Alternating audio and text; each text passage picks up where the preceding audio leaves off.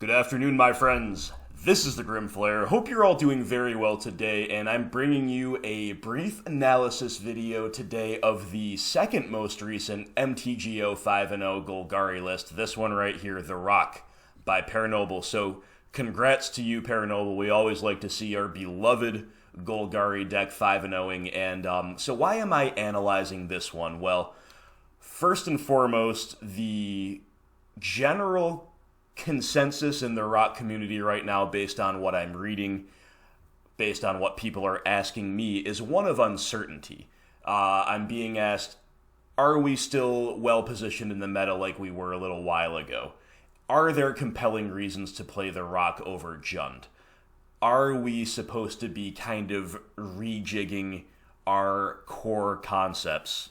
Are we still operating under the same assumptions that were true even 1 month ago? So, given the levels of uncertainty that are out there, I do think the time is ripe for some analysis of a list in general. I think now is a good time to dive into something like that. But with this list in particular, it is unorthodox in a few ways which caught my eye, and I'm very interested to analyze this one specifically for that reason. Finally, I am going to make kind of the comment section here into an informal poll.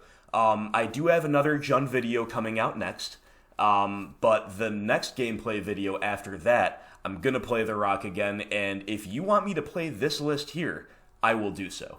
If you don't like the look of this list so much, then I am happy to play my stock list that I've been developing as well. So please, my friends, let me know. You want to see me play Pernobyl's list here, maybe with a change or two? Let me know in the comments if you'd rather me not play it, if you'd rather me play something closer to my own stock list, again, maybe with a tweak or two, we can do that as well. So it is up to you. I leave my fate in your hands in that regard, but anyway, let's jump right into the analysis here, and the first thing we see is a nice high creature count, a very high threat density, basically the upper limit of what I would consider viable. Any higher than 16, and you're starting to kind of probably be a little too light on interaction for your own good. But what creatures are we bringing to bear with this 5-0 list? And the first thing we have to talk about is this 3 of Dark Confidant. So this has been another question I've been receiving a great deal of, like, is Bob still good? Is basically the gist of it. Is Bob still good? And the answer is yes. Now, it's true that in Jund, Bob has been to some degree supplanted by Wrenn and 6. Not fully. You know, a lot of lists play both side by side, but Wrenn is certainly more commonly seen in general and seen in higher copies. But let's remember that Jund already has a very painful mana base and usually has a higher curve on average as well. So Bob has always been, just a little dicier in Jund, at least in the recent past, than he has been in Rock. We are the best Dark Confidant deck in the format, and he is still one of the most powerful tools at our disposal. Yes, Wrenn and 6 makes him look bad head-to-head. Yes, Plague Engineer is in the format. Yes, Lava Dart is in the format. Bob has a lot more Predators post-Horizons than he did pre-Horizons. However, still one of the very best tools in our arsenal. However, between the amount of X1 hate that's out there, and between the fact that the decks to beat right now, the decks that are kind of spiking relative to their normal status, let's say, are the graveyard decks, of course, with the Hogak Menace running rampant, and the red deck wins variants. We've got Burn, we've got Mono Red Phoenix, we've got Mono Red Prowess, all doing very, very well. So I still think we need to leverage Dark Confidant to some degree, but I also really don't mind trimming down to 3, whereas, 2 months ago, let's say, I would have been adamant, hey man, play 4 Dark Confidant in your list, pretty much no matter what. But these days, at this moment in time, I'm pretty happy to see 3. So moving on, of course, 3 Skoos, we should all be on 3 Skoos right now, given what I just said about the red decks and the graveyard decks. And we're also the best Skoos deck in the format, too. We're the best Bob deck, we're the best Skoos deck. We leverage these 2 cards, these 2 creatures, better than any other deck out there, for sure. So 3 Skoos we should all be on, as well as 4 Tarmogoyf. This is the only non-negotiable 4 of, basically, in the entire deck right now. We just need that proactivity, we need that clock, we need that big body along the ground. Play 4 Goyf. Next up, Courser of Kruphix. This is, of course, the standout creature that we don't expect to see. But if we consider the fact that we're losing out on some card advantage potential by ditching a Bob or trimming a Bob, well, Courser of Kruphix steps into the gap to make up for that. At least this is my assessment of the card's role in this particular 60. So, of course, we've got a lot of upsides over Bob when we're talking about how it lines up against the X1 hate. Well, this is a 2-4. All that stuff doesn't even come close to tagging the Courser. When it comes to our life total being a resource that we're a little more reluctant to spend, well, Courser does the opposite. Courser is going to actually gain us life over time rather than costing us life over time. Now, of course, Courser costs 3, Bob only costs 2. On an empty board, they're both the same exact clock that we put on the opponent, and of course Bob starts clocking and accruing advantage a turn earlier. Double green might be a little bit awkward at times with Courser, and of course Courser's card advantage is a lot more conditional. It's only a card advantage if the top of your library is a land. So let's not get it twisted. Confidant is still a way less conditional and a way more universally powerful source of card advantage. But as the fourth Bob, Courser number 1 is basically competing with Bob number 4. I can see Courser number 1 being better right now. Now, again, this is all theoretical. I haven't played with this card. And in fact, in the past, when people have asked me, should I play Courser of Kruphix in my deck, my answer has consistently been no. But in my defense, couple things have changed. Number 1, the people who were asking me were usually like on 3 tracker or even 4 tracker already and just wanted to live the value dream of tracker and Courser together, getting you, an insurmountable advantage. And that's great, don't get me wrong, but we just haven't been in the format where that's consistently viable for a long, long time. And number 2, of course, the circumstances have changed. Before, there wasn't much a reason to stay away from 4 Bob. Now there might be. So, circumstances change, therefore so do my prescriptions. So maybe a 1 of Courser is pretty viable right now. We might have to see. Next up, we're talking about 2 copies of Plague Engineer. People who watch this channel know I am so high on the Plague Man, it's unreal. It is worth noting, we'll quickly scroll down here to show you the sideboard, there's no other copies of the Plague Man. So I personally advocate playing 3+ Plague Engineer. Pernobyl here is only on 2. So there is that, but the interesting thing is, of course, they're both main and no copies are in the side. So this just goes to show you, if nothing else, how very main deckable Plague Engineer is. Again, I personally advocate 3+, and I personally play 4 in basically every deck I build now, but it is a very, very main deckable card, and this list here proves that. So moving along, 2 copies of Tireless Tracker. We don't want to give up the ability to grind, and we don't want to give up our consistency tools. So even though we might need to make accommodations for the aggro decks or for the graveyard decks or what have you, it is important to give ourselves the mana sink, to give ourselves the flood insurance, to give ourselves the grinding power. We don't want to move too far away from card advantage, so retaining 2 tracker alongside a Courser and 3 Bob, yeah, we've still got plenty of card advantage potential in our creature suite. Finally, we do have a main deck Kalitas Trader of Get. Everybody who plays the Rock knows the power of this guy. Great way to take over the game if you can extend the game through the early turns against burn, against hyper aggro, against anything graveyard dependent. Kalitas is your guy. We all know what he does. Very main deckable right now. Nothing more to say there. Moving on, we got 4 copies of Liliana of the Veil. So we're hedged here. We've got 3 ofs, 1 ofs, 2 ofs. It's all very techy, but the Planeswalker suite is just straight up for Liliana. Sometimes sticking to that is just the way to go. I definitely won't deny that. Other things are main deckable now. Last Hope, Vraska, people play around with this. Some people don't only like 3 Lily right now due to all their graveyard decks. I still like 4. So does Pernobyl here, apparently.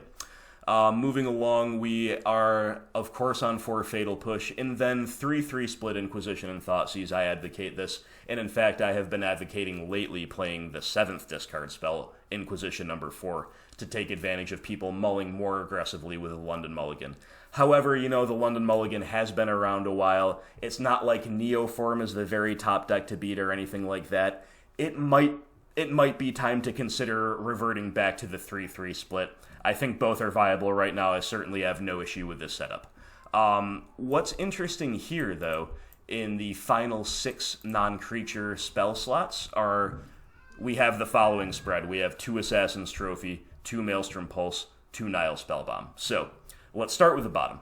2 copies of Nile Spellbomb is viable even when graveyard decks are at a low ebb, to be honest. Simply because this card replaces itself, it often grows Tarmogoyf. The floor on it is very high. Of course, graveyard decks are at the opposite of a low ebb right now. They are at a very high ebb. So, 2 Nile Spellbomb, great selection. So yeah, Spellbomb is great right now, of course, main deck side, wherever you can fit it, but these latter 2 slots for the double Assassin's Trophy, the double Maelstrom Pulse, basically there are some cards here that are conspicuous by their absence. We don't have any Abrupt Decay, nor do we have Assassin's Trophy number 3 or 4. Usually we see kind of 4 total copies of these 2-mana catch-all instant speed pieces of removal, usually 3 Trophy, 1 Decay, sometimes 2/2, sometimes 4/0, and sometimes you even see a 5th copy, like 3 Trophy, 2 Decay. Right now, we've only got 2 copies total, and on top of that, there's no collective brutality. So this list, a little short, a little shy of the quantity of these 2-mana kind of flexible pieces of interaction. So just wanted to point that out. I would be interested to know what the logic behind that is, because, of course, I think all of those cards in general are fairly well positioned right now, especially Trophy. But we do, of course, have 2 copies of Maelstrom Pulse. Now, longtime viewers of the channel, veteran viewers of the Grimflayer will know that I loved having 2 copies of Pulse in my 75. Don't necessarily feel able to justify it now, but it's always been something I'm very happy to lean on. And it's, of course, 2 copies of main deck. Hey, you know what? It's very main deckable. I just don't know that now feels like the time and the place to do so. Maybe I'm wrong. Maybe this card should be explored as a 2 of more than it has been by the community as a whole. But I just thought to highlight that. I thought that was a very interesting kind of selection of non-creature spells. Moving on to the land base. We are on 24 lands, and I will say right away I think that's correct. Given the generally higher curve than average of both the main deck and the sideboard.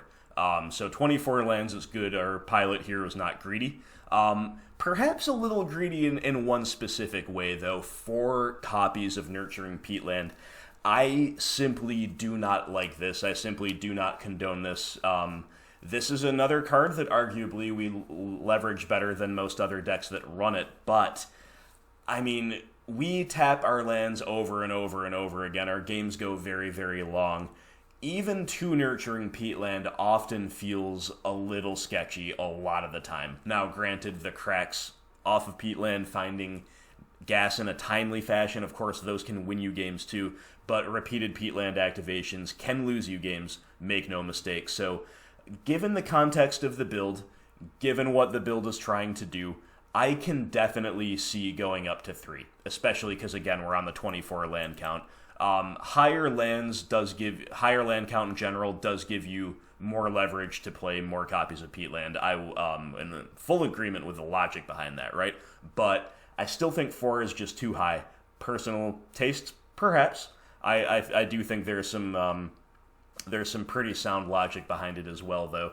And, if I were to play this list, if you all decide that I should play this list next time I'm running out of the rock, this will probably be the one change that I do make. I will probably just cut down to 3 Nurturing Peatland. And conveniently enough, this list only has 3 copies of Blooming Marsh. That's a pretty easy swap in my eyes. We do play the 4th Marsh. Now, again, with a slightly higher density of 4 and 5 drops here, the 4th Marsh entering untapped as the 4th land drop, yeah, that can hurt us occasionally. So even though I disagree with the decision to run 4 Peatland, I do want to give credit where credit is due. I think this build is very tuned in a lot of ways, and I think that's probably one of them. So just pointing that out, we could get penalized for that, but pretty sure we could also get penalized for playing the full playset of Peatland in a lot of matchups. So anyway, it's my thoughts on the land base. Otherwise, we're seeing a land base that we're used to seeing on this channel, including the Urborg one of. Now, the one other difference is that we do have 2 copies of Treetop Village.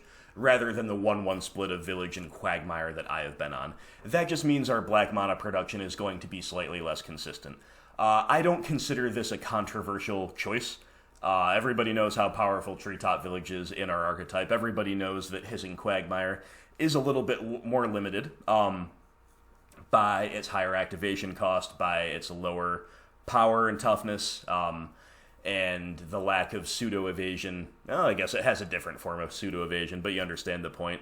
I don't consider this like a bad decision or a controversial decision, though. I just know that my own mana base is very reliable, very conservative, very consistent, and it will be a little bit less so, but maybe a little more powerful if we play a second Treetop Village. So, in any case, moving on to the sideboard. Now, this sideboard is a thing of beauty, if you ask me. You probably, again, veteran viewers may remember the days when I was more apt to play a super techie sideboard like this with a ton of 1-ofs and 2-ofs and not so many 3 and 4-ofs.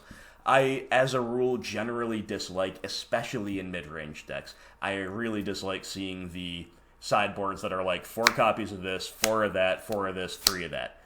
That's just almost by definition not optimal in a mid-range deck and in a format as broad as Modern. To me, that smacks of somebody, ironically enough, you see pros do that maybe more than invested Modern-only players, because the pros, maybe they've been playing Standard for the last couple months and they're just going to go to a Modern event and they don't know the meta that well, so they're just like, I'm going to beat these decks and I'm going to lose to these other decks and it's going to be fine. Maybe that's a good decision for them, but for us, for invested Modern players, we like the more refined sideboard, we like the nuanced sideboards, and this is nothing if not nuanced. We've got no 3-ofs, no 4-ofs, it's all 1 and 2-ofs, so let's get into it. First, we need to do the Grave Hate count. So remember, we do have 2 Nile Spellbomb main and a Kalitas main, plus the stock 3 Skoos. On top of all that, we do have a Cage, we do have a 3rd Spellbomb, we do have a Surgical Extraction, and we do also have Cry of the Carnarium, which is an exile effect that is relevant against all but the top end of Hogak, being Hogak itself and a pumped Carrion Feeder, and all but the top end of Dredge, which is their occasional 1 or 2 of Hogak, plus Prized Amalgam. So while this card is still a little limited in those matchups, it definitely comes in, it definitely counts as supplementary Grave Hate, similarly to how something like Ashiok would count, where it's not enough on its own, but it's definitely a good piece of the puzzle, right? So, we have enough Graveyard Hate. We do have enough Graveyard Hate. We are respecting the Hogak menace right now, no question. What else have we got? Well, we do have a 1-of Brutality lurking in the side. There is an argument for only playing 1 Brutality in your 75, just because even when it's good, you don't necessarily want to see multiples. The first copy is the best. And that's kind of the general principle behind playing a super techie sideboard, and a super techie main deck for that matter, is a lot of our cards do shine as 1-ofs. Granted, you're less likely to see them if you only actually play 1, but you understand the principle, so no problem with that. We got 2 Collector Oof. The Oof is the man. Even though in my most recent Rock League I played with 0 copies, didn't play with any, I still think this is one of the strongest cards in our archetype. I just also think we can win most of the matchups where we'd want him without him. That said, he's a very powerful card. Stony Silence on legs is great. Against the Urza deck, the Whir deck, the Tron, mono-green Tron, of course affinity variants, get plenty of mileage out of the Oof. In theory, if you play him. I personally haven't been seeing the matchups for him so much, which is why I decided to try a league or 2 without him, but I'm no enemy of the Oof, that is for sure. We have also got a 1-of Damping Sphere. In the past, when this card was more in vogue for the Rock, I actually argued more against it. I think time has actually proven me correct about this. I think it's just not a great fit for our archetype for a variety of reasons. But that said, I have never said this card is bad. I have never said it's unplayable, especially as only a 1-of. I've always said, sure, it's not really my preference, but it's a fine inclusion, and that's what we've got here, so no arguments from me. 1-of Weather the Storm, kind of a similar principle, honestly. I think this is better in the decks that need the higher ceiling, lower floor card and narrower card like this. I think our own Burned matchup and Storm matchup is fine. I'd kind of rather play a second Collective Brutality than this, personally, just because it's got broader utility comes in more matchups, has a higher floor, and I don't feel we need the super high ceiling in matchups like that, but totally fine card, you know. If you guys do vote for me to play this list, I will keep this one as is. We talked about Cry, only 2 Fulminator, and no Unearth either, so we are a little softer than usual to the big mana decks. No other random hosers like Ashiok, so yeah, we're a little soft to big mana with this build, worth noting. But we do have a lot of bombs in the sideboard. Damnation, of course, this has been in and out of my deck lately, but I like it here since we're only on 2 Plague Man, and I never dislike a 1 of Damnation anyway, you know? No matter how modern gets, no matter what the meta is, it always feels fine to play a Damnation in your rock deck. It really just does. Moving on, we've got Thrun the Last Troll. Now, those who are up on my content will know that I have advocated not teching for blue-white control, which means that even though Thrun is fine against Jund and maybe fine and against a couple other matchups, really this is first and foremost an obviously anti-control card. So I personally, you won't see me register a Thrun anytime soon unless the meta radically changes. But I think, to be fair, with blue-white on Supreme Verdict and with Jund more of a force in the meta, Thrun is better positioned right now than he has been in maybe years. So I'm definitely on board with seeing the Thrun as a 1-of. Again, not something you'll see in a deck that I build from the ground up, but I think it's totally fine right now. Ditto Nissa Vital Force, the exact same argument applies. I'm not teching for blue-white control, but if you are, Nissa Vital Force is a very good one there, and notably lines up way better against Jund than the things we're used to leaning on against Jund. If you note, so many of our great cards against Jund, whether they appear in this list, like Liliana of the Veil and Dark Confidant, or whether they don't, like Liliana the Last Hope and Hex Drinker, all of those cards are either X1s, or after they generate, like, direct value, they end up at 1 loyalty, respectively. That also applies to this Vraska Golgari Queen, too, by the way. If she ticks down, she's left at 1 loyalty. Notably, all of these value-oriented permanents can get blown out really hard by Renin 6. If there's a Renin 6 on the board, we can't really tick them down unless we're in desperation mode, or we can't run out our X1 unless we're in desperation mode against the W6. So it makes it harder to outgrind Jund when one of their already grindy cards can blow out so many of our value-oriented pieces if it's timed right. Nissa Vital Force just kind of runs over the top of Jund.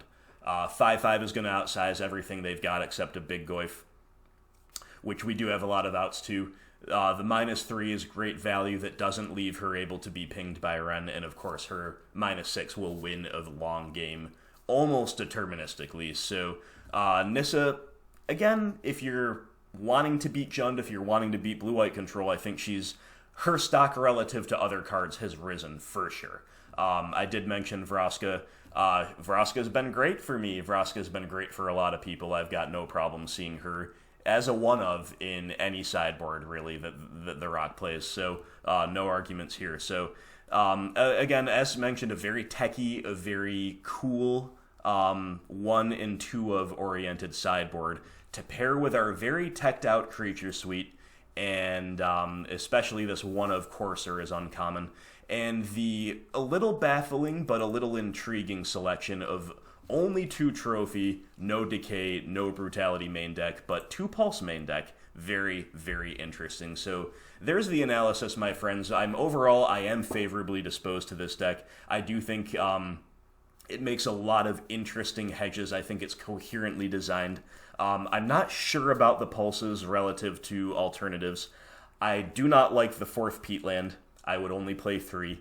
Otherwise, I am definitely intrigued by this deck. So again, as I said at the beginning, if you want me to play this next time I run out the Rock, which will be soon on the channel, let me know in the comments below. If you would rather see me stick to something closer to my stock list, maybe with a tweak or 2, let me know about that. But either way, I look forward to hearing from you, and make sure you stay tuned to the channel because we have another Jund League coming up next, and then we're going to play the Rock, and then we've got more analysis like this coming down the pipeline, and more donation leagues, maybe Sultai revisited, this time without snow, maybe Green-Black Elves. We're in talks about both of those. You might be seeing both of those before the month is over. So thank you so much for watching. Thank you, of course, to all Patreon supporters who do make this content possible. If you're interested in giving back to this channel, that's the best way to do it. Link is in the description below.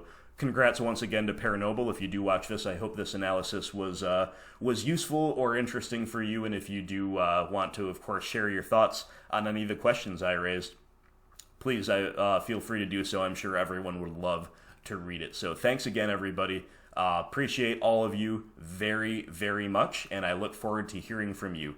I hope everybody out there has a wonderful day. I'll talk to you soon.